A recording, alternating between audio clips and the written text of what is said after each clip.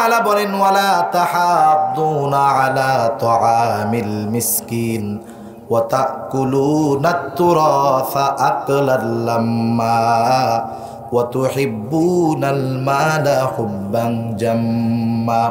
আল্লাহ রাব্বুল আলামিন বলেন রিজিকের সংকীর্ণতার তৃতীয় কারণ হলো আল্লাহ তাআলা বলেন তারা ওয়ারিসি সম্পদটাকে একা একা জোর কইরা সব দখল করে নেয়। ওয়ারিসি সম্পদ বাপ যেটা রেখে গেছে বোনদেরকে দেয় না, ভাইদেরকে দেয় না, বোনদের সম্পদ একাই ভোগ করতে চায়, এমন লোক আছে না নাই? আল্লাহ তাআলা বলেন ও যদিও মনে করতেছে কাগজে কলমে ওর অনেক সম্পদ হবে, কিন্তু ওই সম্পদের মালিক হবে, কিন্তু এই সম্পদ সে ভোগ করতে পারবে না।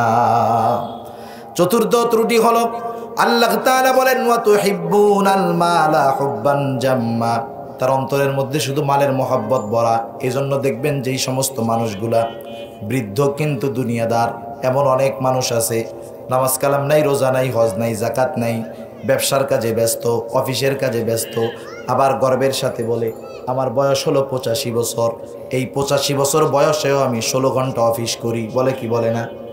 অনেক ব্যবসায়ী আছে বলে আমার বয়স 85 বছর, যুবক তোমরা কি করো? এখনো এই বয়সে আমি 16 ঘন্টা অফিস করি। আমরা বলি বুড়া তুমি মালের মোহাব্বতে 16 ঘন্টা ডিউটি করবা, কিন্তু মাগার তুমি কামাই করে খাইতে পারবা না, ঠিক কিনা বলেন? সেজন্য আল্লাহ তাআলা জানায় দেন রিজিকের সংকীর্ণতা আসবে। প্রশস্ততা যদি করতে চাও এই 4টা গুণ অর্জন করো। এবার আমরা সূরা মাউনের দিকে ফিরে যাই। আল্লাহ তাআলা কাফেরদের তৃতীয় ত্রুটি হিসাবে বলেন ওয়ালা ইয়াহুদ্দু আলা তুআমিল মিসকিন। আল্লাহ রাব্বুল আলামিন বলেন আবু জেহেলের তৃতীয় স্বভাব হলো সে মিসকিনদেরকে নিজেও খানা দেয় না, অপরকে খানা দিতেও সে উৎসাহিত করে না, বরং সে নিরুৎসাহিত করে। কাফেরদের ত্রুটি হলো কয়টা? জোরে বলেন। 3টা। জোরে বলেন কয়টা? 3টা হলো কাফেরদের ত্রুটি। 1 নাম্বার, ওরা কিয়ামতকে অস্বীকার করে। কিয়ামতকে অস্বীকার করার কারণে ওদের যা মন চায় তারা করতে পারে। সেজন্য দুনিয়াতে যারাই কিয়ামতকে অস্বীকার করে, কিয়ামতের পূর্ণাঙ্গ বিশ্বাস যাদের মধ্যে নাই, এরা সকল প্রকার অপরাধের সাথে এরা শামিল হয়। 2 নাম্বার দোষ হলো ইয়াতিমদের সাথে খারাপ আচরণ করে। 3 নাম্বার দোষ হলো আল্লাহ রাব্বুল আলামিন বলেন তারা মিসকিনদেরকে খানাও দেয় না, অপরকেও দিতে উৎসাহিত করে না। এই যে 3টা কাফেরদের ত্রুটি, এটা আমাদের থেকে বের করার দরকার আছে না নাই? কারণ কাফেরদের সাথে আমাদের কোনো সাদৃশ্যতা থাকবে না, কাফেরদের সাথে আমাদের কর্মের কোনো মিল থাকবে না। এই দোষগুলা কাফেরদের, আর মুমিন এই দোষগুলা তাদের অন্তর থেকে বের করবে, এটাই হলো কাজ। এরপর আল্লাহ রাব্বুল আলামিন বাকি অংশে মুনাফিকদের কয়েকটা ত্রুটির কথা আল্লাহ রাব্বুল আলামিন উল্লেখ করেন। কাদের? জোরে বলেন। আরাআইতাল্লাযী ইউকাযযিবু বিদ্দীন।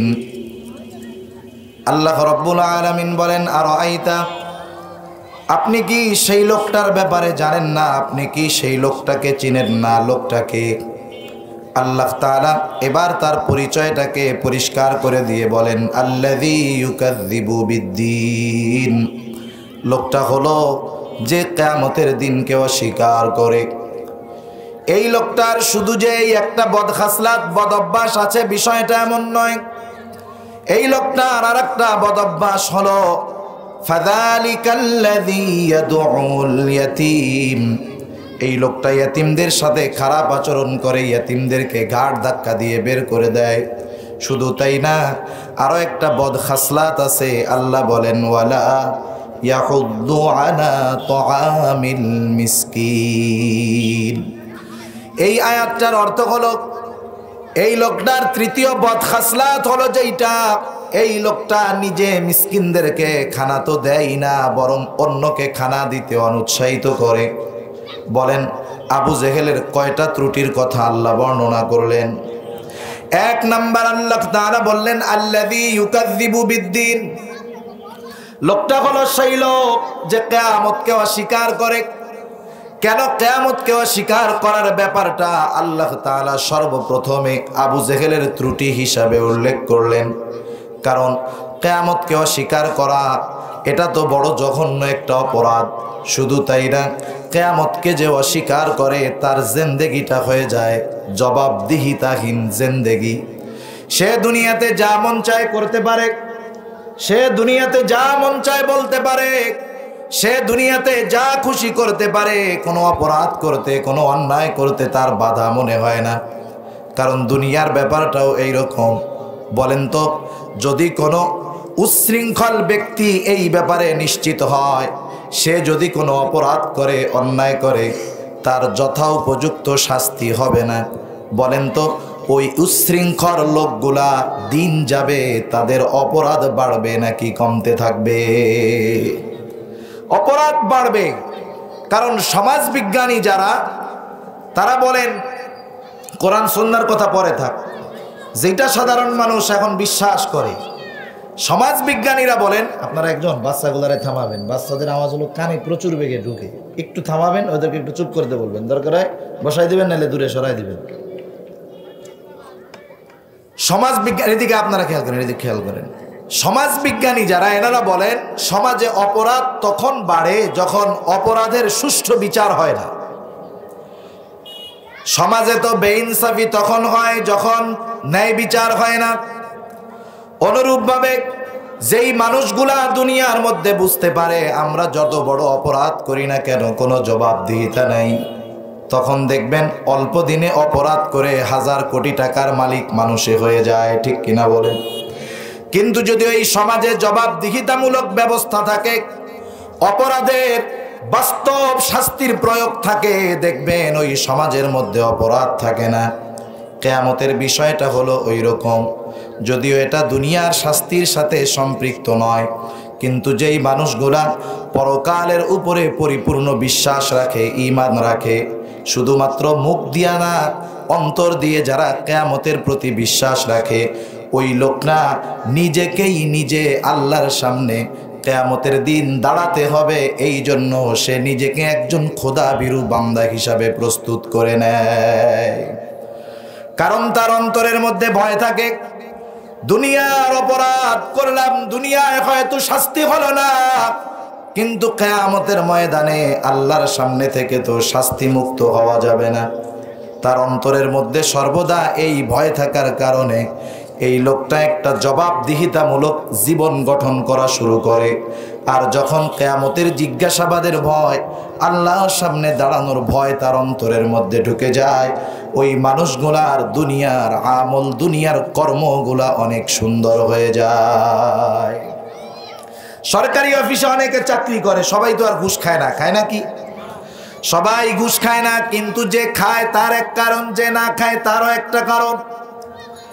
যেই মানুষগুলা এত ঘুষ খাওয়ার সুযোগ থাকার পরেও ঘুষ খায় না, এদের অধিকাংশ মানুষ সামাজিক কারণে ঘুষ খায় না, বিষয়টা এমন নয়। বরং তাদের চিন্তা থাকে, আমি হয়তো দুনিয়ার মধ্যে টেবিলের তল দিয়ে হাত পেতে টাকা নিব, দুনিয়ার মানুষকে ফাঁকি দিতে পারবো, কিন্তু আল্লাহ তাআলার নজরকে তো আমি ফাঁকি দিতে পারবো না। কিয়ামতের জবাবদিহিতার ভয়। আর যাদের মধ্যে জবাবদিহিতার ভয় হয়, কিয়ামতের ভয় থাকে, তারা দুনিয়াতে শাস্তির স্বীকারোক্তি দিতে দ্বিধাবোধ করে না, অপরাধের নিজেই স্বীকারোক্তি দিয়ে দুনিয়ার শাস্তিটাকে গ্রহণ করতেও তারা দ্বিধাবোধ করে না। একজন সাহাবী, তার নাম হলো মায়াজ ইবনে মালিক রাদিয়াল্লাহু তাআলা আনহু। এই মায়াজ ইবনে মালিক একদিন এক আনসার সাহাবীর দাসীর সাথে তার দেখা হয়ে গেল। আনসার সাহাবীর দাসীর চেহারা অনেক সুন্দর ছিল। প্রথম দেখাতেই মায়াজ ইবনে মালিক আনসার সাহাবীর ওই দাসীর প্রেমে পড়ে গেল। দুজনের সাথে এক সময় কথোপকথন হলো, মহব্বত হলো, ভালোবাসা হয়ে গেল। এইবার দুইজন একদিন নিরালা এক জায়গায় বসে আছে। সহিহ তিরমিজির হাদিস, আল্লাহর নবী বলেন, যখন কোথাও কোনো দুইজন বেগানা নারী পুরুষ থাকে, তখন তৃতীয় পক্ষ হিসাবে সেই জায়গায় মিস্টার ইবলিস উপস্থিত হয়ে যায়। এটা যে শুধু সামনাসামনি থাকলে তা না, ফোনেও যখন কথা বলে তখনও ওই জায়গায় নেটওয়ার্ক লাগায় দেয়। কে লাগায়? শয়তান ওই জায়গায় নেটওয়ার্ক লাগায় দেয়। এইবার মায়াজ ইবনে মালিক আর আনসার সাহাবীর দাসী দুইজনে নিরালায় নিভৃতে একাকী, কেউ নাই, কেউ দেখে না। শয়তানের ধোঁকায় তারা পড়ে গেল। মায়াজ ইবনে মালিক আর ওই দাসী দুজনে জিনায় লিপ্ত হয়ে গেল, গুনাহ করে ফেললো। মানুষ যখন পাপ কাজ করে তখন তার বিবেকের দরজা বন্ধ হয়ে যায়। অনেক সময় আমরা বাসের পেছনে অনেক সুন্দর সুন্দর কথা লেখা দেখি, এও একটা কথা যে দুনিয়ার শ্রেষ্ঠ আদালত হলো বিবেক। দেখছেন না লেখা? কথাটা খুব মাইন্ডটা স্টক, একবারে অন্তরের মধ্যে যায় লাগে। দুনিয়ার শ্রেষ্ঠ আদালত বিবেক, এটা হলো পুরো একটা বাটপারি, সিটিংবাজি, ভুয়া কথা। বলেন তো, দুনিয়ার শ্রেষ্ঠ আদালত বিবেক, প্রত্যেকের কাছেই বিবেক আছে না নাই? কিন্তু বলেন তো, প্রত্যেকের বিবেক যথাযথভাবে কাজ করে নাকি? যদি কাজ করতো, দুনিয়ার মধ্যে অন্যায় থাকতো না, অবিচার থাকতো না, জুলুম থাকতো না, বেইনসাফি থাকতো না, দুনিয়ার মধ্যে চুরি থাকতো না, সিটিংবাজি থাকতো না, তাহলে দুনিয়ার সব মানুষেরা মনুষ্যত্বের গুণে গুণান্বিত হয়ে যেত, দুনিয়ার মধ্যে শান্তির সুবাস বাতাস বইত। কিন্তু আমরা কি দেখি, দিন যত যায় মানুষের বিবেক তত অধপতনের দিকে যায়। সেজন্য বিবেক হলো এমন জিনিস, ওইটারে শয়তান যখন নিয়ন্ত্রণ করে ফেলে তখন ওইটার কাজ করে না। যেমন দেখবেন, মানুষ যখন কোনো গুনাহ করে, অপরাধ করে, বিবেক তখন বিকল হয়ে যায়। আমাদের দেশে প্রায় এমন ঘটনা ঘটে, স্বামী কৃষক মানুষ, জমিনের মধ্যে কাজ করতে গেছে, কাজ করে আসতে পরিশ্রমী মানুষ, আসার পরে স্ত্রী যখন খাবার খাইতে দিল, খানা খাওয়া শুরু করেছে, এবার দেখে তরকারিতে লবণ হয় নাই, সামনে তো লবণের বাটিও আছে। বলেন তো, ঝামেলা তো একটু লবণ নিয়ে ভাতের সাথে মাখাইয়া খাইলে কমপ্লিট, ঠিক না? কিন্তু লবণ কেন কম হলো? এবার স্ত্রীরে ডাক দিয়ে চিৎকার করে বলে, এতকাল সংসার তোর সাথে কেমন করে করলাম, কি সাইবাস রান্না করো, তরকারিতে লবণটাও হয় নাই, তো কাজটা হয়ে গেল। এইবার পরিশ্রমী মানুষ, রাগটা একটু বেশি, সাথে সাথে বলে, কত বড় সাহস, আমার মুখে মুখে জবাব দেয়। এবার ইবলিস চলে আসছে, দুইজনের এই রাগায় দেয়, দেখ তোর মুখের উপরে কথা। এবার মহিলাও রেগে যায়। একটা সময় দুইজনে তর্কাতর্কি শুরু হয়। তিনটা সন্তান আল্লাহ তাআলা তাদের দিছে, তাদের এই চিন্তাটাও থাকে না। একটা সময় শয়তান তারে বুঝ দেয়, এই বেটা তুই তো অনেক পরিশ্রমী মানুষ, এইরকম একটা কেন, আরো তিনটা বউ তুই পালতে পারবি, এটা গেলে তোর কি আসে যায়। আবার মহিলারে শয়তান বলে, আরে তোর চেহারা তো এখনো খারাপ না, কত ছেলে তোর জন্য এখনো পাগল, এই বেটার ঘর না করলে তোর কি হবে। এইবার মেয়েটা শয়তানের ফাঁদে পড়ে বলে, তোমার ঘর কইরা আমি জাহান্নামে আছি। এইবার বেটা কয়, যা তোরে 3 তালাক না 14 গোষ্ঠী তালাক দিয়া তোরে জান্নাতে পাঠায়া দিলাম। বলে কি বলে না। এইবার পাশের থেকে এতক্ষণ অনেকজন দর্শক কিন্তু ঘটনাগুলা দেখতেছে, তখন কিন্তু কাউরে থামায় নাই। যখন 3 তালাক দিয়ে দিল, এবার পাশের থেকে একজন বলে, ও আব্দুল করিম, কি কাজ করলি, বউ তো আর তোর নাই। বলেন তো, এতক্ষণ যে এত রাগ ছিল, 3টা তালাক দিয়ে দিল, বিবেক কোথায় ছিল? ছিল বিবেক? বিবেক তো ছিল, কিন্তু এটা বিকল হয়ে গেছে। সেজন্য শয়তান যখন পাপ কাজ করায় আমাদের দিয়ে, বিবেকের দরজারে তালা মেরে দেয়। এবার ওই লোকটা বুঝতে পারে কত বড় জঘন্য অপরাধ করে ফেললো, যে কথার থেকে গেলাম মায়াজ ইবনে মালিক। এবার যখন ওই মহিলার সাথে জেনায় লিপ্ত হয়ে গেছে, তখন তো বিবেকের দরজা বন্ধ হয়ে গেছে। গোনা যখন শেষ হয়, শয়তান যখন চলে যায়, আবেগ চলে যায়, আর বাস্তবতা তখন সামনে চলে আসে। এইবার মায়াজ ইবনে মালিক চিন্তা করতেছে, আহারে শয়তানের ধোকায় পড়ি, আমি একজন বিবাহিত পুরুষ, যেই পাপটা করলাম, এই পাপ কেমন করে মোচন করা যায়। সব পাপ কিন্তু আস্তাগফিরুল্লাহ পড়লেই আল্লাহ মাফ করে না। কিছু গোনা যেমন, ওই গোনাগুলার তাওবাটাও থাকে তেমন। সব গোনা আস্তাগফিরুল্লাহ পড়লে আল্লাহ মাফ করে না। মায়াজ ইবনে মালিক খুব ভালো মতো জানে, মায়াজ ইবনে মালিক খুব ভালো মতো জানে যে এই পাপের গোনা, এই পাপ আস্তাগফিরুল্লাহ পড়লে আল্লাহ তাআলা মাফ করবে না। এই পাপের তাওবা করার জন্য আল্লাহর নবীর কাছে চলে গেল মায়াজ ইবনে মালিক। যাওয়ার পরে বলে, ইয়া রাসূলুল্লাহ, আমি জিনা করেছি, আমাকে আপনি পবিত্র করে দেন। হাদিসের মধ্যে আসছে, মায়াজ ইবনে মালিক আল্লাহর নবীর এক পাশে গিয়া যখন বলছে, নবীজির চেহারাটা ঘুরায় আর এক দিক নিয়ে গেছে, যায় বলে, যাও মায়াজ ইবনে মালিক, তুমি তাওবা করো, আল্লাহ রব্বুল আলামিন তোমাকে মাফ করে দিবে। আবার সামনে আসছে, বলে ইয়া রাসূলুল্লাহ আমি জিনা করেছি। নবীজি আবার চেহারা ঘুরায় ফেলছেন, বলে ইয়া রাসূলুল্লাহ আমি জিনা করেছি। আল্লাহর নবী বললেন, যাও মায়াজ ইবনে মালিক আল্লাহর কাছে ক্ষমা চাও, আল্লাহ তাআলা মাফ করে দিবে। মায়াজ ইবনে মালিক চলে আসলো। নবীজি হয়তো চিন্তা করছি, কারণ হাদিসের মধ্যে আছে প্রত্যেকটা অঙ্গ প্রত্যঙ্গের আলাদা আলাদা জেনা আছে, গোনা আছে। হাতের জেনা হলো ধরা, চোখের জেনা হলো দেখা। কারণ সাহাবাদের দ্বারা ছোট কোনো ত্রুটিও যদি সংগঠিত হয়ে যাইতো, সাহাবারা পরেশান হয়ে যাইতো। মায়াজ ইবনে মালিক কিছু দূর যাওয়ার পর চিন্তা করে, খায়রে আমি কেমন জেনা করেছি, তাও তো আর আল্লাহর নবীর কাছে বলি নাই। কেমন অন্যায়, কেমন জেনা করেছি। নবীজি হয়তো ভেবেছেন আমি চোখের গোনা করেছি, হাতের গোনা করেছি, পায়ের জেনা করেছি। আল্লাহর নবীর কাছে একটু যায় খুলে বলার দরকার। এইবার মায়াজ ইবনে মালিক আবার আল্লাহর রাসূলের কাছে ফিরে আসলো। আসার পরে বলে, ইয়া রাসূলুল্লাহ আমি জেনা করেছি, পবিত্র করে দেন। সে নিজের ব্যাপারে 4 বার বলল জেনা করেছি, পবিত্র করে দেন। আল্লাহর নবী বলে, মায়াজ তুমি কি বলতে চাও? আল্লাহর নবীর প্রশ্নের জবাবে মায়াজ ইবনে মালিক বলে, ইয়া রাসূলুল্লাহ আমি এমন জেনা করেছি যা বৈধ স্বামী স্ত্রী করে থাকে। নবীজি আমার খুব ভালো মতো জানেন এই অপরাধের শাস্তি কি হবে।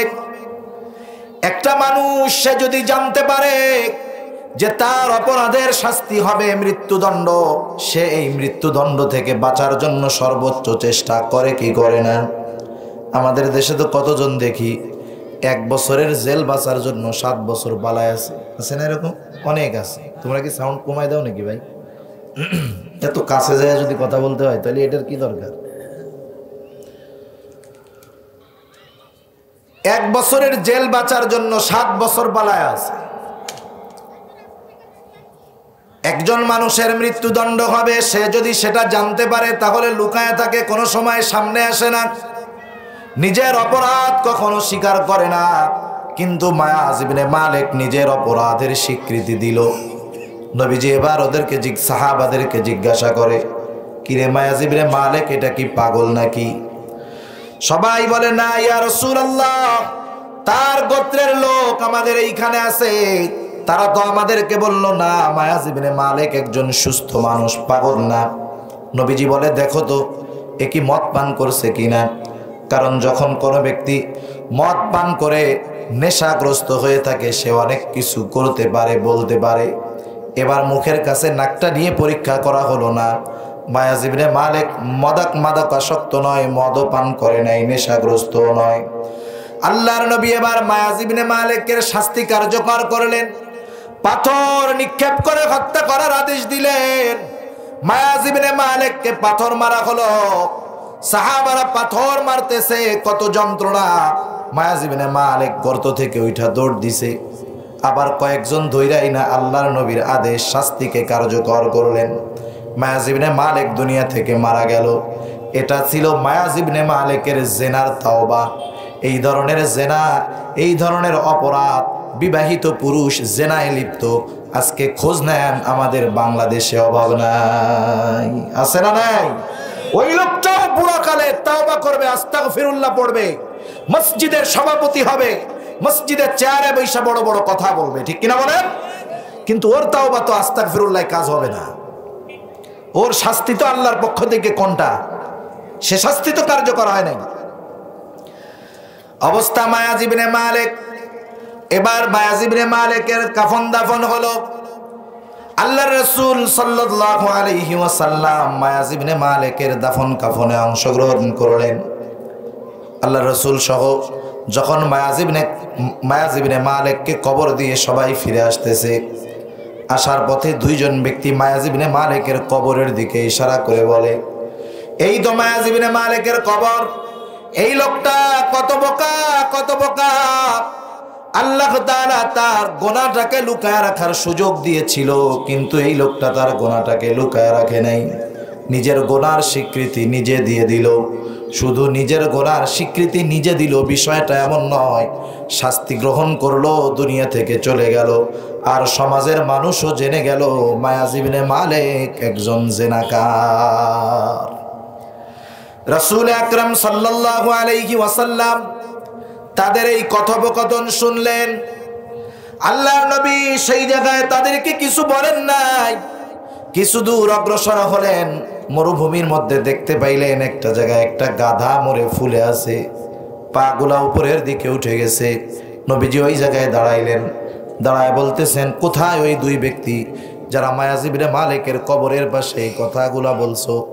আল্লাহর নবী বলার সাথে সাথে ওই দুইজন ব্যক্তি আল্লাহর নবীর সামনে উপস্থিত হয়ে গেল। এবার আল্লাহর নবী বলতেছে, যাও ওই মরা গাধার গোশত তোমরা দুইজনে খাও। এবার ওই দুইজন বলে, ইয়া রাসূলুল্লাহ, মরা গাধার গোশত এটা কি খাওয়া যায় নাকি? আল্লাহর নবী বলেন, তোমরা তোমাদের মৃত ভাই মায়াজ ইবনে মালিকের গীবত করেছো, গোশত খেয়েছো, তোমরা কি মনে করতেছো? মায়াজ ইবনে মালিক জিনা করেছে, গুনাহ করেছে, কিন্তু কিয়ামতের ভয় তার অন্তরের মধ্যে তাওবার অনুভূতি জাগ্রত করে দিয়েছে। মায়াজ ইবনে মালিক তাওবা করেছে, পাথর নিক্ষেপ করে তাকে হত্যা করা হয়েছে, এটা ছিল তার তাওবা। মনে রাখো, তোমরা তো তাকে মনে করতেছো কেমন মানুষ, আমি তো দেখতেছি মায়াজ ইবনে মালিক এখন আল্লাহর জান্নাতে অবস্থান করতেছে। শুনে রাখো, মায়াজ ইবনে মালিকের তাওবা আল্লাহ তাআলার কাছে কেমন কবুল হয়ে গেছে। মায়াজ ইবনে মালিকের তাওবা যদি আমার গোটা উম্মতের মধ্যে বন্টন করে দেওয়া হতো, আমার গোটা উম্মতের নাজাতের জন্য মায়াজ ইবনে মালিকের তাওবা যথেষ্ট হয়ে যেত। একটা মানুষ কোন সময় নিজে পাথর নিক্ষেপে তাকে হত্যা করা হবে, এটা তার তাওবা। কোন সময় সে এটাকে সাদরে গ্রহণ করতে পারে, যখন তার পরকালের ভয় থাকে, ঠিক কিনা বলেন? সেজন্য কিয়ামতের ভয় মানুষকে মূলত মনুষ্যত্বের শিক্ষা দেয়, নৈতিকতার শিক্ষা দেয়, জবাবদিহিতামূলক জিন্দেগি গড়তে অভ্যস্ত করে। দুনিয়ার আইন দিয়ে মানুষকে নৈতিকতা, জবাবদিহিতামূলক জিন্দেগি গঠনে অভ্যস্ত কিয়ামত পর্যন্ত করতে পারবে না। আল্লাহ তাআলা এই জন্য বোঝাতে চাইলেন, হাবিব, আবু জেহেলরা এত জঘন্য অপরাধ দুনিয়ার মধ্যে কেন করতে পারে? এর এক নম্বর কারণ হলো তারা কিয়ামতকে অস্বীকার করে। কিয়ামতের ব্যাপারে যাদের অবিশ্বাস, তাদের পাপ করতে কোনো দ্বিধাবোধ হয় না, অপরাধ করতে কোনো দ্বিধাবোধ হয় না। তাহলে বুঝে থাকলে বলেন, কিয়ামতের প্রতি অবিশ্বাস এটা হলো আবু জেহেলের স্বভাব, আর কিয়ামতের প্রতি দৃঢ় বিশ্বাস এটা একজন প্রকৃত মুমিনের স্বভাব। এবার আবু জেহেলের দ্বিতীয় খাসলাত আল্লাহ তাআলা বলেন, ফাযালিকাল্লাযী ইয়াদউল ইয়াতীম। আল্লাহ তাআলা বলেন, তার দ্বিতীয় খাসলাত হলো ইয়াতীমদের সাথে রূঢ় আচরণ করে, ঘাড় ধাক্কা দিয়ে বের করে দেয়। অথচ ইয়াতীমদের সাথে কেমন আচরণ করতে হবে আল্লাহ রাব্বুল আলামিন রাসূলুল্লাহ সাল্লাল্লাহু আলাইহি ওয়াসাল্লামকে পবিত্র কোরআনুল কারীমের সূরা দোহার মধ্যে তিনটা নেয়ামতের কথা আল্লাহ তাআলা উল্লেখ করেছেন। এইবার তিনটা নেয়ামতের কথা উল্লেখ করার পর আল্লাহ রাব্বুল আলামিন আল্লাহর রাসূলকে তিনটা কাজের আদেশ দিয়েছেন। কয়টা কাজ? তিনটা কাজ। এর মধ্যে প্রথম আদেশ হলো, হাবিব, আপনি কখনো ইয়াতীমদের সাথে কঠোর আচরণ করবেন না। আল্লাহর রাসূলকে আল্লাহ তাআলা আদেশ দিয়েছেন যে আপনি ইয়াতীমদের সাথে কখনো খারাপ আচরণ করবেন না। ইয়াতীমদের সাথে ভালো আচরণ রিজিকের মধ্যে প্রশস্ততা দেয়। সুবহানাল্লাহ। রিজিকের মধ্যে প্রশস্ততা আর রিজিক, সম্পদ অনেক থাকা, এর মধ্যে তফাৎ আছে। দুনিয়াতে অনেক মানুষ আছে, টাকা পয়সার অভাব নাই, সম্পদের অভাব নাই, কিন্তু সে সেই সম্পদ খাইতে পারে না, এমন লোক আছে না নাই? এমন লোকের সংখ্যাটাই বেশি। যাদের টাকা বেশি, এরা সেই টাকাগুলা ভোগ করতে পারে না। পারে? আল্লাহ তাআলা এমন রোগ দিয়ে বসে থাকে, এমন রোগ তার হয় যে এই রোগের কারণে ভালো ভালো খাওয়ান তো বহুত দূর, গ্রাণ শোকাই তার জন্য মানা। আছে না নাই? অনেক মানুষ আছে, সে যদি চায় প্রতিদিন এক একটা দুম্বা জবাই করে খাবে, তার সম্পদের কোনো কমতি হবে না, বরং এর চাইতে বেশি সম্পদের মালিক সে। কিন্তু অবস্থা কি? ডাক্তার বলে দিয়েছে সাবধান, কোনো প্রকার গোশত খাওয়া যাবে না, শক্ত কোনো খাবার তো খাওয়াই যাবে না, কিডনির সমস্যা, ডায়াবেটিসের সমস্যা, হার্টের সমস্যা, কি খাবা? ফরিদপুর মেডিকেলের ডাক্তার বলে দিছে খাবা হলো তুমি আলা চাউলের যাও, কিন্তু সাবধান, যাওয়ের সাথে আবার লবণ খাওয়া যাবে না, হাই প্রেশার আছে। বলেন তো, আলা চাউলের যাও যদি আপনি আপনার ছাগলের সামনে দেন, লবণ না দিয়া ছাগলেও খাবে না, ঠিক কিনা বলেন?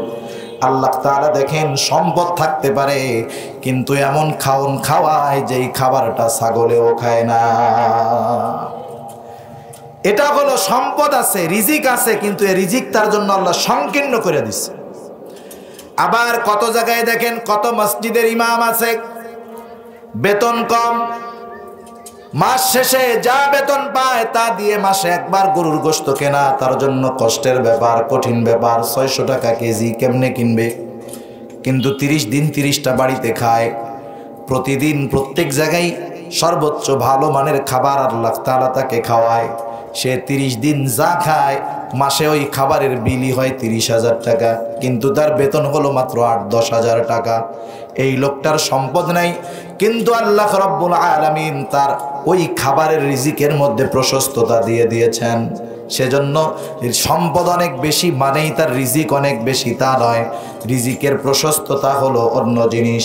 সেজন্য আল্লাহ রাব্বুল আলামিনও জানায় দেন রিজিকে প্রশস্ততা কাদের হবে?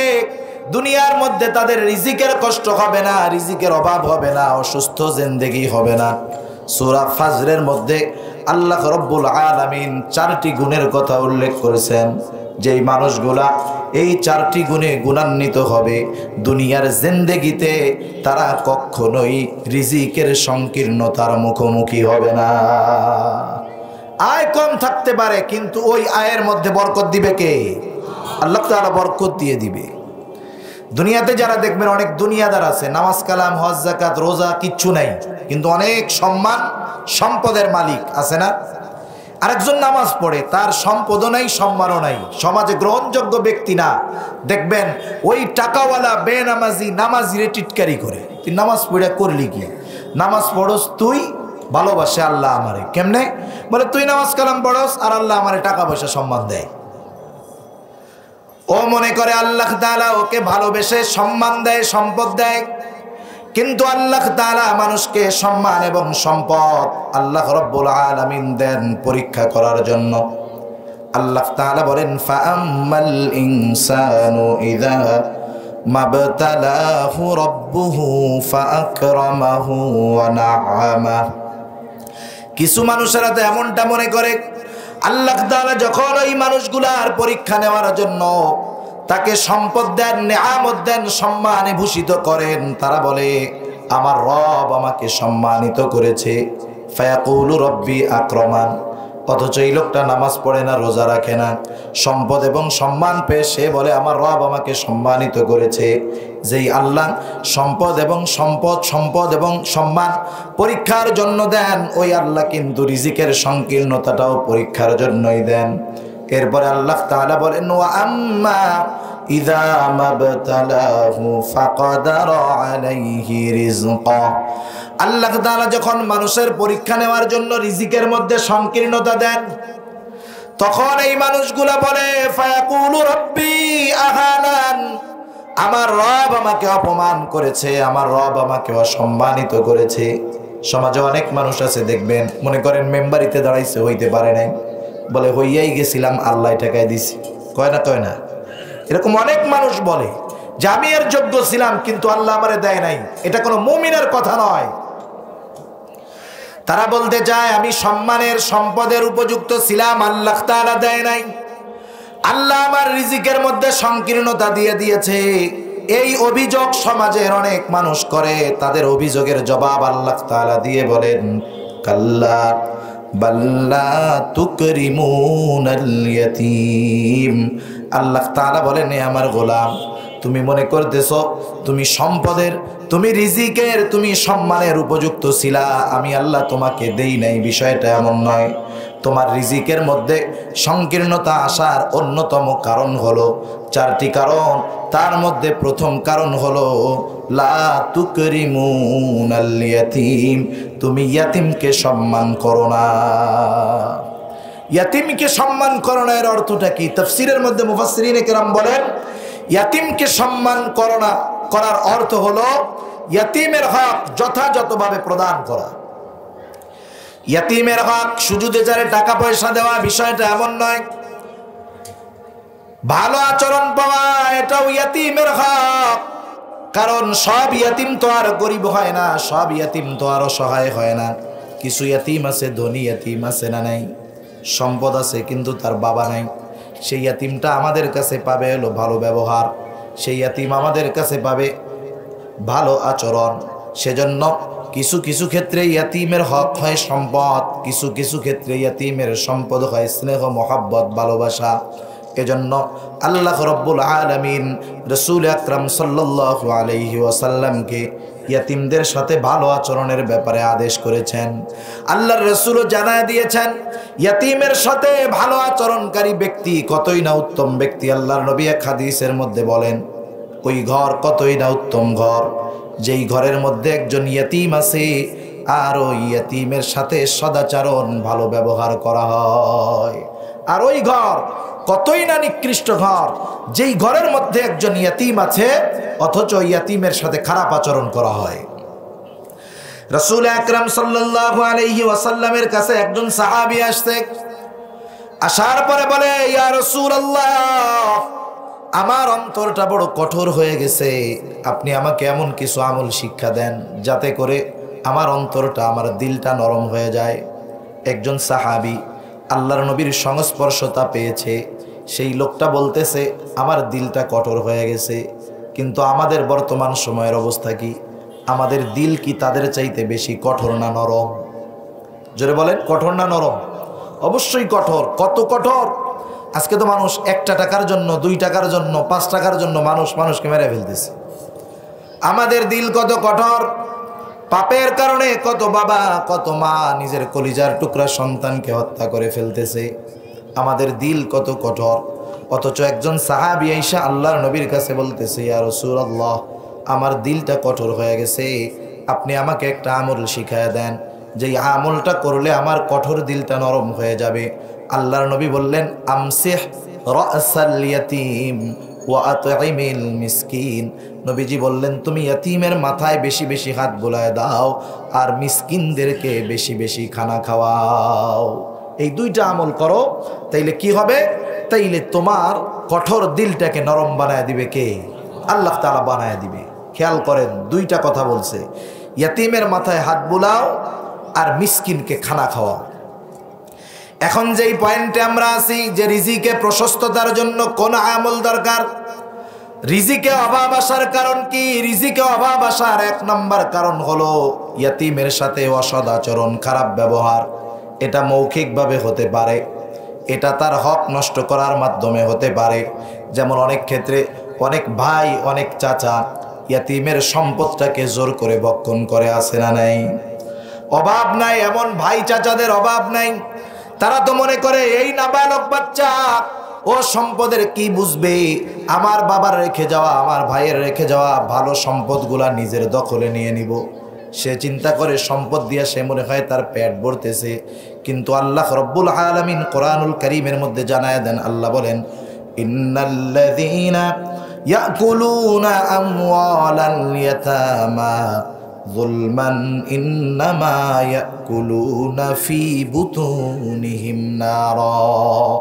আল্লাহ রাব্বুল আলামিন বলেন নিশ্চয়ই যারা ইয়াতীমের সম্পদ অন্যায়ভাবে ভোগ করে, ইন্নাল্লাযীনা ইয়াকুলুনা আমওয়ালাল ইয়াতামা যুলমা, অন্যায়ভাবে যারা ইয়াতীমের সম্পদ খায়, আল্লাহ তাআলা বলেন তারা পেট, তাদের আগুন দিয়ে তারা তাদের পেটকে ভর্তি করে।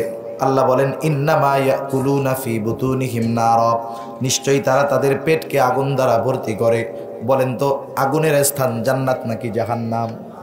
জোরে বলেন, জান্নাত নাকি জাহান্নাম?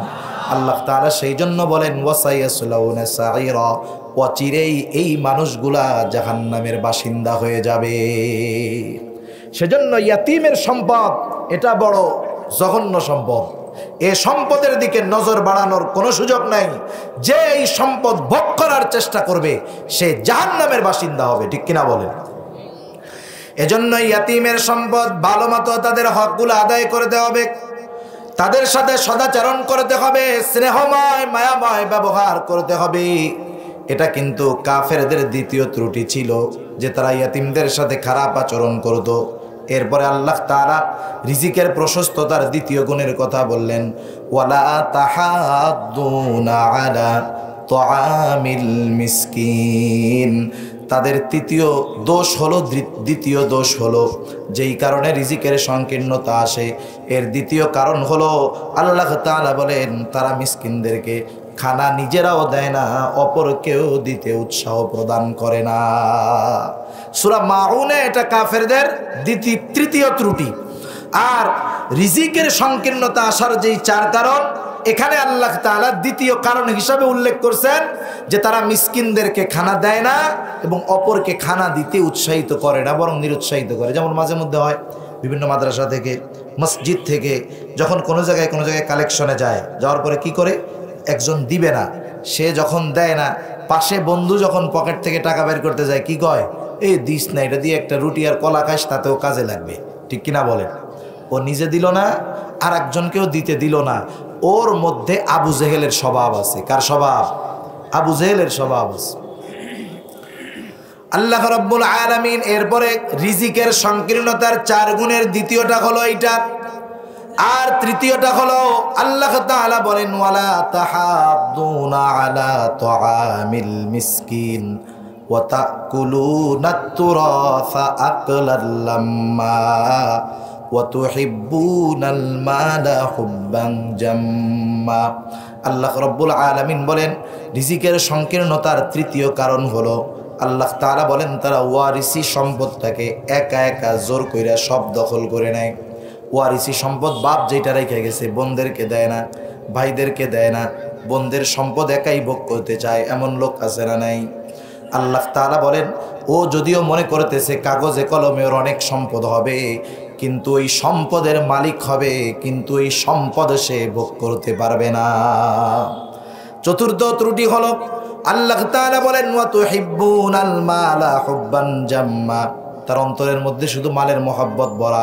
এজন্য দেখবেন যেই সমস্ত মানুষগুলা বৃদ্ধ কিন্তু দুনিয়াদার, এমন অনেক মানুষ আছে, নামাজ কালাম নাই, রোজা নাই, হজ নাই, জাকাত নাই, ব্যবসার কাজে ব্যস্ত, অফিসের কাজে ব্যস্ত, আবার গর্বের সাথে বলে আমার বয়স হলো 85 বছর, এই 85 বছর বয়সেও আমি 16 ঘন্টা অফিস করি। বলে কি বলে না?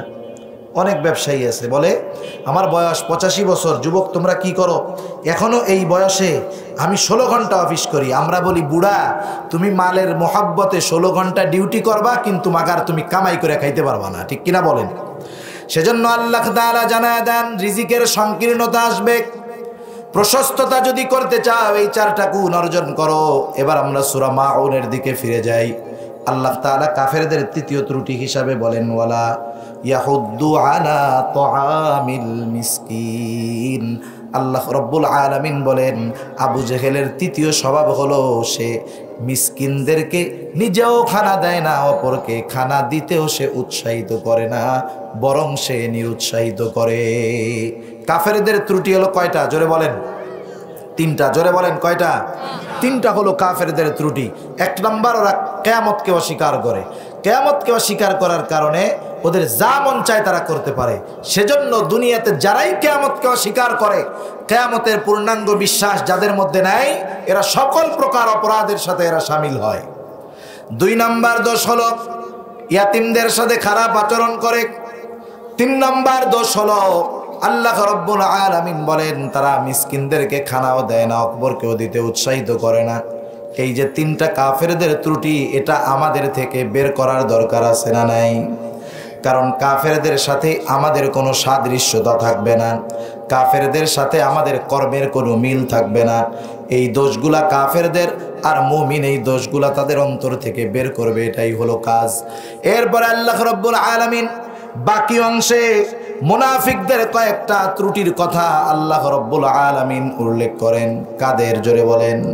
মুনাফিকদের। কত বাজে? ঠিক আছে তো? মুনাফিকদের কয়েকটা ত্রুটির কথা আল্লাহ তাআলা উল্লেখ করেছেন। আল্লাহ রাব্বুল আলামিন এরপরে বলেন ফাওয়াইলুল লিল মুসাল্লিন, ওয়াইলুন হলো জাহান্নামের একটা গর্ত। আল্লাহ তাআলা বলেন এক শ্রেণীর মুসল্লির জন্য হলো ওই ওয়াইল নামক জাহান্নাম। এখন কোন শ্রেণীর মুসল্লিদের জন্য? আল্লাহ রাব্বুল আলামিন বলেন আল্লাযীনা হুম আন সালাতিহিম সাহুন, যারা তাদের নামাজের ব্যাপারে উদাসীন, যারা নামাজের ব্যাপারে গাফেল। নামাজের ব্যাপারে উদাসীন এটা শুধু কি মুনাফিকরাই ছিল নাকি বর্তমান সমাজের নামধারী মোমেনরাও আছে? আছে না নাই বলেন? এত বড় মসজিদ, এশার নামাজ 2 কাতার মানুষ হয় নাই। এই মসজিদের আন্ডারে, এই মসজিদের মহল্লায় কি এত কম মানুষ, এত নামাজি কম যে এখানে 2 কাতার মানুষ হয় না? বিষয়টা কি এমন নাকি? বরং দুনিয়ার কাজের দিক দিয়ে তারা নামাজের জন্য গাফেল। দুনিয়ার কাজের ব্যস্ততার কারণে তাদের নামাজ পড়ার সময় হয় না। দুনিয়াকে প্রাধান্য দিয়ে তারা নামাজে আসে না, যদিও মাঝে মধ্যে আসে, ঠেলাই পড়ে আসে। জুমার দিন উদাসীন ভাবে আসে, 2 রাকাত পড়েই আবার চলে যায়। নিজের এতেই বড় মুমিন মনে করে, কিন্তু এই নামাজের উদাসীনতা এটা হলো মুনাফিকদের আলামত। মুনাফিকদের আলামত। মুনাফিকরা মুমিনদের সাথে মিশে থাকার 2টা কারণ ছিল। কয়টা কারণ? 2টা কারণ। মুনাফিকরা মুমিনদের সাথে মিলে থাকার মূলত কারণ হলো 2টা। 1 নম্বর কারণ হলো লোভ, 2 নম্বর কারণ হলো ভয়। একটা হলো লোভ আর একটা হলো ভয়। প্রথমত চিন্তা করতো, যখন মদিনার বুকে মুসলমানদের প্রভাব বিস্তার হয়ে গেল, মুমিনদের সংখ্যা বেশি, রাসূল আকরাম সাল্লাল্লাহু আলাইহি ওয়াসাল্লাম মদিনার প্রধান শাসক। এখন চিন্তা করতেছি, যদি আমরা মুমিনদের বিরোধিতা করি এটা হবে আমাদের জন্য বড় বিপদের কারণ, মদিনাতে থাকা যাবে না। এই চিন্তা করে তারা মুসলমানদের সাথে মিলে থাকতো ভয়ে। দ্বিতীয় কারণ হলো তারা চিন্তা করতো মুসলমানেরা যখন কোনো যুদ্ধের ময়দানে যাবে, জেহাদের ময়দানে যাবে, ওই জেহাদের ময়দানে গেলে জেহাদে যদি জয়ী হয়ে যায় ওই জায়গায় তারা তো গনিমতের মাল পাবে, আমরা তাদের সাথে সাথে যদি পেছনেও থাকি ভাগের সময় সমান মালের ভাগ আমরা পাবো। এই চিন্তা করে মুমিনদের সাথে মুনাফিকরা মিলে থাকত, মূলত অন্তরের থেকে না। আর মুনাফিকরা হলো সবচাইতে নিকৃষ্ট, কারণ আল্লাহ তাআলা মুনাফিকদের ব্যাপারে যা বলছে কাফেরদের ব্যাপারেও আল্লাহ তাআলা বলেন নাই। আল্লাহ বলেন ইন্নাল মুনাফিকিনা ফিদ দারকিল আসফালি মিনান নার ওয়ালান তাজিদা লাহুম নাসীরা। আল্লাহ রাব্বুল আলামিন বলেন নিশ্চয়ই মুনাফিকদের স্থান হবে জাহান্নামের একেবারে তলদেশে। ওয়ালান তাজিদা লাহুম নাসীরা, তাদের জন্য কোনো সাহায্যকারী নাই। এই মুনাফিকেরা নামাজের মধ্যে উদাসীনতা করত, নামাজের মধ্যে তারা ছিল গাফেল। নামাজ তারা কেন পড়তো? আল্লাহ রাব্বুল আলামিন বলেন আল্লাযীনা হুম ইউরাউন, তারা নামাজ যদিও পড়তো মানুষকে দেখানোর জন্য তারা নামাজ পড়তো, যে কোনো আমল তারা মানুষকে দেখানোর জন্য করতো। আল্লাহ তাআলা সেজন্য জানায় দিলেন দুনিয়ার মধ্যে কেউ যদি কোনো আমল মানুষকে দেখানোর জন্য করে এটা হলো মুনাফিকদের খাসলাত। কাদের খাসলাত? জোরে বলেন। মুনাফিকদের খাসলাত। আর এক হাদিসের মধ্যে রাসূল আকরাম সাল্লাল্লাহু আলাইহি ওয়াসাল্লাম মুনাফিকদের কয়েকটা ত্রুটির কথা আল্লাহর নবী বলছেন। মুনাফিকদের কয়েকটা ত্রুটির কথাও আল্লাহর নবী বলছেন। নবী আমার বলেন দুনিয়াতে কাউকে সরাসরি মুনাফিক বলার অধিকার আমাদের নাই, কিন্তু মুনাফিকদের আলামত যদি কারো মধ্যে থাকে বোঝা যায় এ মুনাফিকের আলামত বহনকারী। 1 নাম্বার মুনাফিকের আলামত হলো ইদা হাদ্দাসা কাযাবা, যখন সে কথা বলে মিথ্যা বলে। সমাজের মধ্যে মিথ্যাবাদী আছে না নাই? অভাব নাই মিথ্যাবাদীর। মিথ্যা ছাড়া এখন চলেই না। যে ব্যবসা করে সে কি বলে? মিথ্যা ছাড়া চলেই না। যে চাকরি করে সে বলে মিথ্যা ছাড়া চলে না। সমাজের রন্ধ্রে রন্ধ্রে মিথ্যা পৌঁছায় গেছে। বরং মিথ্যা বলাকে সফলতার কারণ মনে করে। আছে এক জায়গায় ফোনের মধ্যে বলে আসি আর এক জায়গায়, ঠিক কিনা? না ঠিক কিনা? আছে এক জায়গায় বলে আর এক জায়গার কথা, মিথ্যা কথা বলে। শুধু তাই না, ছোট ছোট বাচ্চাদেরকেও মিথ্যা শিক্ষা দেয়। অনেক সময় দেখবেন ছোট্ট বাচ্চা অপরাধ করছে, 5-6 বছর বয়স, এইবার ছেলেটা মনে করেন একটা কাঁচের গ্লাস ভেঙে ফেলছে অথবা একটা প্লেট ভেঙে ফেলছে। ভয়ে যখন দৌড় দিল মা তখন বলে এদিকে আয়, কিচ্ছু বলবো না।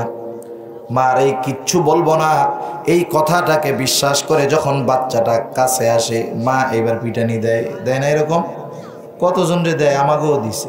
এই সময় কি করলো? আল্লাহর নবীর কাছে একদিন একজন মহিলা আসছে, সাথে একটা ছোট্ট বাচ্চা। বাচ্চাটা একটু দূরে চলে গেল। এইবার ওই মহিলা বাচ্চাটারে ডাকতেছে, আমার কাছে আসো, আমার হাতে মজা আছে, মজা দিব। আল্লাহর নবী বিষয়টাকে খেয়াল করতেছে। এবার আসার পরে হাতের থেকে একটা খাবার, একটা খেজুর বাচ্চার হাতে দিল। আল্লাহর নবী বলেন, তুমি যদি তাকে হাতের মধ্যে কিছু না রেখে ডাকতা, ধোকা দিতা, অবশ্যই তুমি মিথ্যাবাদী হিসাবে গণ্য হতা। একটা ছোট্ট বাচ্চার সাথেও মিথ্যা কথা বলা যাবে না, কিন্তু আমাদের অবস্থা কি? আমরা ওই রকম বইলা টইলা আইনা কাছে ডাইকা মাইল লাগাই দিছি।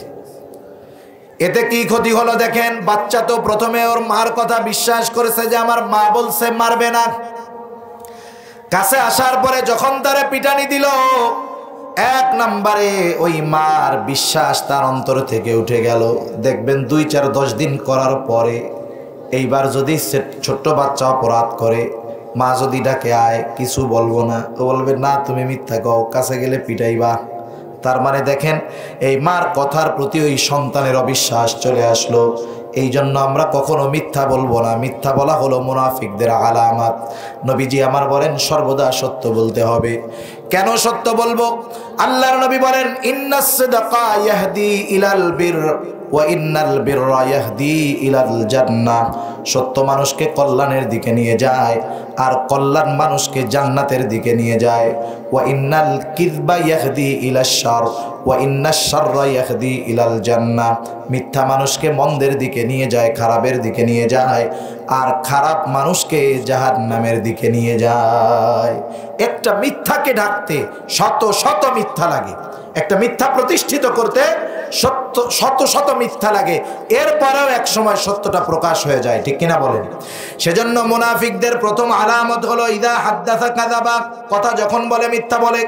অনেক দোকানদার ভাই আছে, একজন 500 টাকা ভাঙতি আনতে গেল, সাথে সাথে স্বাভাবিক ভাষায় বলে যে নাই, ভাঙতি নেই, কিন্তু ক্যাশের মধ্যে 500 টাকা ভাঙতি আছে। নামাজি ব্যবসায়ী, সে মনে করতেছে মিথ্যা বলে নাই, সেও মিথ্যা বলছে। সে বলবে আছে, দেওয়া যাবে না। সে না বলবে না, বলবে দেওয়া যাবে না। নাই আর দেওয়া যাবে না, কথাটার মধ্যে তফাৎ আছে না নাই? সেজন্য প্রত্যেকটা ক্ষেত্রে আমাদেরকে সতর্কতার সাথে বলতে হবে। কারণ আমার কোনো কথা যদি মিথ্যা হয়ে যায়, আমার প্রতিটা কথা কিন্তু রেকর্ড হয়ে যাইতেছে। আল্লাহ তাআলা একজন ফেরেশতা আমার আপনার সাথে নিযুক্ত করে রাখছে। আল্লাহ বলেন, মা ইয়ালফিযু মিন কাউলিন ইল্লা লাদাইহি রাকীবুন আতীদ। আল্লাহ তাআলা প্রত্যেকের সাথে একজন সদা তৎপর ফেরেশতা নিযুক্ত করে রাখছেন, যেই ফেরেশতার কাজ হলো মা ইয়ালফিযু মিন কাউল। আমরা আমাদের জবান দিয়ে যেই কথাটাই বলি, সাথে সাথে সেই কথাটাকে সে রেকর্ড করে ফেলে। এজন্য আমরা কখনো মিথ্যার কাছেও যাব না। নবীজি আমার বলেন, ইদা হাদ্দাসা কাযাবা, সে যখন কথা বলে মিথ্যা বলে। ওয়া ইদা ওয়াদা আখলাফা, যে ওয়াদা করে ওয়াদার খেলাফ করে, আছে না নাই? টাকা পায়, টাকা বিশেষ করে এই লেনদেনের ক্ষেত্রে বেশি হয় এখন। টাকা পায়, বলে অমুক দিন দিব, বলতে বলতে বছর শেষ, যুগ শেষ, টাকা দেওয়ার নামে খবর নাই, আছে না নাই? দোকানের বাকি খাইছে, সামনে মাসের বেতন পাইয়াই দিয়ে দিব। মাস শেষ, এবার দোকানের সামনে দিয়াও যায় না, গুমুত পাড়াইয়া দোকানের পেছন দিয়ে আর এক জায়গায় উঠে, তাও সামনে দিয়া যায় না, আছে না নাই? এরকম কথায় কথায় আমরা ওয়াদা খেলাফ করি। নবীজি আমার সেজন্য বলেন, মুনাফিকের দ্বিতীয় গুণ হলো ইদা ওয়াদা আখলাফা, যখন সে ওয়াদা করে ওয়াদা খেলাফ করে। যখন কথা বলে মিথ্যা বলে, যখন ওয়াদা করে ওয়াদা খেলাফ করে। ইদা তুমি না খানা, আমানতের খেয়ানত করে। তার কাছে যখন কোনো আমানত রাখা হয় তখন সেটা খেয়ানত করে। আমরা তো অনেক ক্ষেত্রে মনে করি আমানত মনে হয় টাকা পয়সা আমার কাছে রাখলো, ফেরত দিয়ে দিলাম, এটাই মনে হয় আমানত। কিন্তু দুইটা জিনিসের মধ্যে তফাৎ আছে। আমানত একটা, জামানত হলো আর একটা। আমানত হলো আমার কাছে যদি কেউ কোনো বস্তু আমানত রাখে, হুবহু সেই বস্তুটাই তাকে ফেরত দিতে হবে। কেউ আমার কাছে একটা 500 টাকার নোট দিল, এটা পুরান, হুবহু সে যদি বলে এই টাকাটা আপনার কাছে আমানত, তাহলে হুবহু ওই আমানতের পুরাতন 500 টাকা তাকে ফেরত দিতে হবে। আর সে যদি বলে এটা আপনার কাছে জমা রাখলাম, সে যদি 500 টাকার নোট দেয়, আপনি তাকে 100 টাকার 5টা নোট দিবেন, অসুবিধা নেই। 50 টাকার 10টা নোট দিবেন, অসুবিধা নেই। এটা হলো জামানত।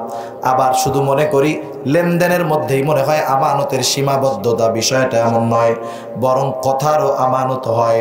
আল্লাহর নবী বলেন, যখন কোনো মুমিন তোমার কাছে কোনো কথা বলে, কথা বলার সময় সে যদি ডানে বামে তাকায়, তুমি মনে করবা এই কথাটা সে তোমার কাছে আমানত রেখেছে। কিন্তু আমরা কি করি, কারো গোপন খবর যদি জানতে পারি, গোপন কথা যদি জানতে পারি, ওইটা তারে সাইজ করার অস্ত্র হিসাবে আমরা ব্যবহার করি, ঠিক কিনা বলেন? তখন কইয়া দিমু কিন্তু, কইয়া দিমু কিন্তু। এটা আমানতের খেয়ানত। আপনাকে জমিনে কাজ দেওয়ার জন্য নিছে কৃষক 8 ঘন্টার ডিউটি। আপনি ওই 8 ঘন্টার মধ্যে যদি 1টা মিনিট, 10টা মিনিট, 5টা মিনিট ওই মালিকের অনুমতি ছাড়া ব্যবহার করেন, তাহলে আপনিও আমানতের খেয়ানতকারী। আপনি শিক্ষক, ক্লাসে ঠিকমতো পড়ায় না পড়াইয়া বেতন নিছেন, আমানতের খেয়ানতকারী। আপনি দোকানে চাকরি করেন, ঠিকমতো চাকরি না করে আপনি পরিপূর্ণ বেতন নিয়েছেন, আমানতের খেয়ানতকারী। এই কথাগুলো আমাদের বুঝতে হবে। আমরা প্রতিটা পদে পদে আমানতের খেয়ানত করি। এজন্য নবী আমার বলেন, মুনাফিকের অন্যতম আরেকটি আলামত হলো ইদা তুমিনা খানা, সে আমানতের খেয়ানত করে, সেটা অর্থের হোক, সম্পদের হোক, কথার হোক। আর একটা কি নবীজি আমার বলেন, ওয়াইদা তাখাসামা ফাজারা, যখন সে কারো সাথে তর্ক করে, ঝগড়া বিবাদ করে, মুনাফিক ঝগড়া বিবাদ করে আর গালাগালি করে, অশ্লীল ফাহিশা কথা বলে, গালি দেয়। এই গালাগালি করা মুমিনের খাসলাত না, এটা মুনাফিকের খাসলাত। কার খাসলাত? মুনাফিকের খাসলাত। সেজন্য এই ধরনের অনেক আলামত আছে মুনাফিকের। আল্লাহ তাআলা এই সূরা মাউনের মধ্যে মুনাফিকের অন্যতম বদ খাসলাতের কথা বর্ণনা করে আল্লাহ তাআলা বলেন, আল্লাযীনা হুম আন সালাতিহিম সাহুন, তারা তাদের নামাজের ব্যাপারে উদাসীন, গাফেল। যদিও তারা নামাজ পড়ে, তাইলে কেন পড়ে? আল্লাহ তাআলা বলেন, আল্লাযীনা হুম আন সালাতিহিম সাহুন আল্লাযীনা হুম ইউরাউন। মানুষকে দেখানোর জন্য তারা নামাজ পড়ে, তারা দেখাতে চায় যে আমরাও নামাজি, আমরাও তোমাদের সাথে আছি। কিন্তু আল্লাহ তাআলার কাছে এই নামাজের কোনো দাম নাই। কারণ কিয়ামতের ময়দানে বহুত আমলকারী, বহুত দান সাদকাকারী, বহুত হজ করেনেওয়ালা, বহুত যাকাত দেনেওয়ালা শুধুমাত্র আল্লাহর সন্তুষ্টির জন্য ইবাদতগুলা না করার কারণে জাহান্নামী হবে, ঠিক কিনা বলেন? এরপরে মুনাফিকদের আরেকটা সামাজিক বদ অভ্যাসের কথা আল্লাহ তাআলা বললেন, ওয়ায়ামনাউনাল মাউন। আল্লাহ রাব্বুল আলামিন বলেন, তারা গৃহস্থালী বস্তু প্রদানে তারা বাধা প্রদান করে, দিতে চায় না। মাউন বলতে সাধারণ ছোটখাটো জিনিস বোঝায়, যেমন দাও, কুড়াল, খুন্তা, কাঁচি, ব্লেড, এই সাধারণ জিনিস, গৃহস্থালী জিনিস। অনেক সময় এগুলা দিতে চায় না, মুনাফিকরা এগুলা দিতে চাইতো না। আমাদের সমাজে অনেক মানুষ আছে, একজনের প্রয়োজনে সে একজনের কাছে দাও চায়, বটি চায়, দেয় না, আছে না নাই? থাকার পরেও কি কয় যে না, দিব না। এই ধরনের আচরণ, এটা মুনাফিকদের আচরণ। এই আচরণগুলো আমাদের ত্যাগ করার শিক্ষা এই সূরাটা আমাদেরকে দিল। মুমিন হিসাবে মুনাফিক এবং কাফেরদের ত্রুটিগুলো আমাদের থেকে আমরা যদি বের করতে পারি, তাদের আমলের বিপরীত যদি আমরা করতে পারি, আল্লাহর নবী এটাই শিক্ষা দিয়েছেন। আল্লাহর নবী শিক্ষা দিয়েছেন দাড়ি লম্বা করবা, মোছ কাটো করবা। এটা হলো কাফেরদের সাথে আমাদের যাতে সাদৃশ্যতা না থাকে। নবীজি এইভাবে বহুত কিছু আমাদের শিক্ষা দিয়েছেন। এই সূরার মধ্যেও আল্লাহ তাআলা আমাদেরকে মূলত এই শিক্ষা দিয়েছেন, ও আমার ইমানদারেরা, তোমরা কাফের এবং মুনাফিকদের সাথে কোনো সাদৃশ্যতা রাখবা না। কাফের এবং মুনাফিকদের সাথে আমলে, কর্মে, অন্তরে কখনো তোমরা সাদৃশ্যতা রাখবা না। কারণ তোমরা যতক্ষণ তাদের দলভুক্ত না হবা, ততক্ষণ কিন্তু তারা তোমাদেরকে বন্ধু হিসাবে গ্রহণ করবে না। আমরা মনে করি অনেক সময় কাফের মুশরিকরা আমাদের বন্ধু, এটা একটা ভুল ধারণা। এটা একটা আমাদের ভুল চিন্তা, তারা কখনোই আমাদেরকে বন্ধুরূপে গ্রহণ করবে না যতক্ষণ না আমরা তাদের অন্তর্ভুক্ত হয়ে যাব। এখন বলেন, যারা আমাদের সাথে সর্বদা অন্তরে শত্রুতা পোষণ করে, আল্লাহ তাআলা বলেন ইন তামসাসকুম হাসানাতুম তাসুহুম ওয়া ইন তুসিবকুম সাইয়্যাতুন ইয়াফরাহু বিহা। এটা কাফেরদের চিরচরিত অভ্যাস। আল্লাহ তাআলা বলেন ইন তামসাসকুম হাসানাতুন, যখন তোমরা কোনো কল্যাণ পাও, কোনো কল্যাণ তোমাদেরকে স্পর্শ করে, তাসুহুম, তাদের অন্তরের মধ্যে খারাপ লাগে যে মুসলমানদের এটা ভালো হয়ে গেল, মুমিনদের এটা ভালো হয়ে গেল। আবার যখন কি হয়, ওয়াইন তুসিবকুম সাইয়্যাতুন ইয়াফরাহু বিহা, যখন তোমাদেরকে কোনো বিপদ আপদ মুসিবতে তোমরা পতিত হও, বিপদ আপদ মুসিবত তোমাদেরকে স্পর্শ করে, তখন তারা কি হয়, ওয়াইন তাফরাহু বিহা, তারা আনন্দিত হয়ে যায়, খুশি হয়ে যায়। ঠিক কিনা বলেন? এটা আমরা অনেকেই বুঝি, এটাই বাস্তবতা। সেজন্য আল্লাহ তাআলা আমাদেরকে এই কাফের মুশরিকদের মুনাফিকদের দোষ ত্রুটিগুলো আমাদের থেকে বের করার তৌফিক দান করুক। সবাই বলি আমিন। আমরা জেনেছি যে আবু জেহেল কি করে, ইয়াতিমদের সাথে খারাপ আচরণ করে, মিসকিন গরিব অসহায়দের সাথে খারাপ আচরণ করে, এটা ওদের স্বভাব। আমাদের স্বভাব হবে তাদের বিপরীত। ঠিক কিনা বলেন? তার বিপরীত হওয়ার দরকার না। তারা ওদের সহযোগিতা করতো না, আমরা এদের সহযোগিতা করব। ঠিক কিনা বলেন? এই মন মানসিকতা আমাদের থাকতে হবে, এই চিন্তাধারা আমাদের থাকতে হবে। যাই হোক, সর্বশেষ আমার আলোচনা শেষ করার পূর্বে আমার পরে যিনি আলোচনা করবেন তিনি একজন তরুণ আলোচক এবং সুমধুর কণ্ঠে তিনি আলোচনা করেন। হাফেজ মাওলানা মুফতি হাবিবুল্লাহ আইয়ুবী, মাদ্রাসাতুস সুফাল আরাবিয়া যাত্রাবাড়ির খেদমতে উনি আছেন, হযরত আছেন। গুরুত্বপূর্ণ এবং সুললিত কণ্ঠে আপনাদের সামনে আলোচনা পেশ করবেন ইনশাআল্লাহ। আমি আমার আলোচনা শেষ করবার পূর্বে আমরা প্রত্যেকেই ইয়াতিম মিসকিন অসহায় যারা, তাদেরকে ভালোবাসবো কিনা? কারা ভালোবাসবে একটু হাত উঁচা করি তো। যারা বাসবো না, কাফেরদের ত্রুটি অন্তরের মধ্যে যারা রাখতে চাই, সেটা তাদের ব্যাপার। আমরা সবাই ভালোবাসবো তো? ভালোবাসবো তো? আলহামদুলিল্লাহ, হাত নামাই। আমাদের ভালোবাসার বহিঃপ্রকাশ শুধু মুখ দিয়ে করলে হবে না, আমাদের অর্থনৈতিকভাবেও তাদের সহযোগিতা করার দরকার আছে না নাই? জোরে বলেন, আছে না নাই?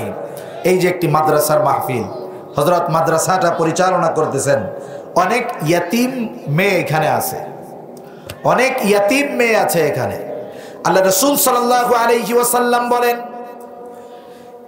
যদি কোনো ব্যক্তি কোন ইয়াতিমের অভিভাবকত্বের দায়িত্ব গ্রহণ করে, তার জন্য কি ফজিলত। একটা ঘটনা আগে আপনাদেরকে শোনাই। আল্লামা আহমদ শফি রহমাতুল্লাহি আলাইহি, আপনারা নাম শুনছেন নাকি? অনেকের কাছে নামটা ভালো লাগে না, অনেকের কাছে নামটা হৃদয়ের মণিকুঠায়, কিন্তু যার অন্তরের মধ্যে ন্যূনতম ঈমান আছে, মুসলমানিত্ব আছে, সে যে দল করুক না কেন হুজুরকে কিন্তু ভালোবাসে। ঠিক না? হুজুর একবার যাবেন টেকনাফে, চট্টগ্রাম থেকে টেকনাফ কিন্তু অনেক দূরে, প্রায় 250-300 কিলোমিটার। বড় আয়োজন হবে। ওই আয়োজন যারা করবে তাদের কাছে এসে একজন লোক বলতেছে, শোনো, তোমাদের এই আয়োজন করতে কত টাকা ব্যয় হবে?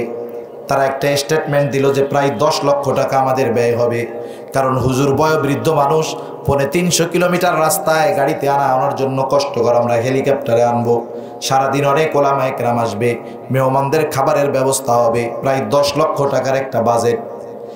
এইবার সেই লোকটা বলতেছে, শোনো, আমি এই 10 লক্ষ টাকা কেন, আরো বেশি যদি লাগে আমি সব টাকা বহন করব, কিন্তু একটা শর্ত। কি শর্ত? বলে, শোনো, হুজুর যখন আসবে, হুজুরের পাশে একটা চেয়ার দিয়া শুধুমাত্র হুজুরের পাশে বসার সুযোগটা আমাকে তোমরা করে দিবা। একটা দাবি যে আমি হুজুরের পাশে বসবো, খালি 10 লক্ষ টাকার বেশি লাগলে আমি দিব। তাহলে চিন্তা করেন, একটা মানুষের, ওনার মতো একজন মানুষের পাশে বসার জন্য কত স্পৃহা, কত আগ্রহ।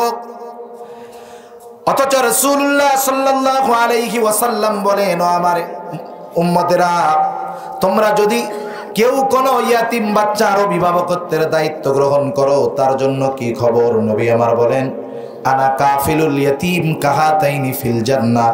নবীজি বললেন, আমি এবং ইয়াতিমের অভিভাবক এমনি ভাবে জান্নাতের মধ্যে পাশাপাশি অবস্থান করব।